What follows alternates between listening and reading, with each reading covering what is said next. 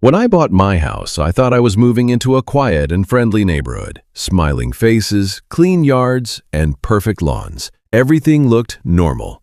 But soon I discovered something disturbing. My homeowners association, HOA, wasn't just about grass height or paint colors. They were working with the police. And when I asked too many questions, someone warned me, if you resist the HOA, you'll be shot. At first, I laughed it off. It sounded insane. But then the letters started coming. Warnings about my yard, fines, and threats. I ignored them until one day a police officer knocked on my door. He said the HOA wants you to fix your yard. If you don't comply, we're authorized to act. Authorized by who? A neighborhood association? That's when I knew something was very wrong. I started asking neighbors questions. They whispered that people who resisted the HOA didn't stay in the community for long. Some moved. Some simply disappeared. Then I found something strange, an old map of the neighborhood. It showed something buried under my yard. The HOA warned me, never dig without permission. That warning only made me more curious. One night, I picked up a shovel and started digging. My heart raced with every sound. Dogs barking, car headlights passing, neighbors watching from behind curtains. And then I hit something. A metal box.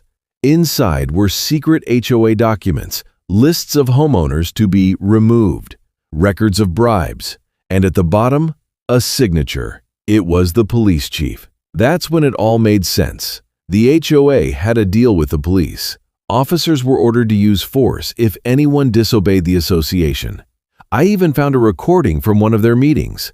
A board member's voice said clearly, "No one defies us. If they resist, shoot." I knew I had to expose them. But the HOA noticed my digging. One of the board members confronted me and said, "Stop, or you'll regret it." The next day, police cars pulled up outside my house. Officers stood at my door, hands close to their weapons. I held up the documents and recordings and said, "Go ahead, arrest me. But this evidence is already copied. If anything happens to me, the world will know." For a moment, there was silence. Then one officer whispered to me, "You're not the first homeowner to dig something up." That was enough. I leaked everything online. The documents, the recordings, the proof.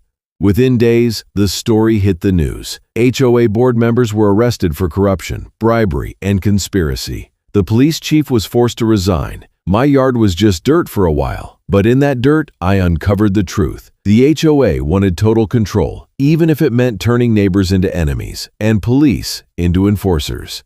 In the end, sunlight is the best disinfectant, and sometimes all it takes is a shovel.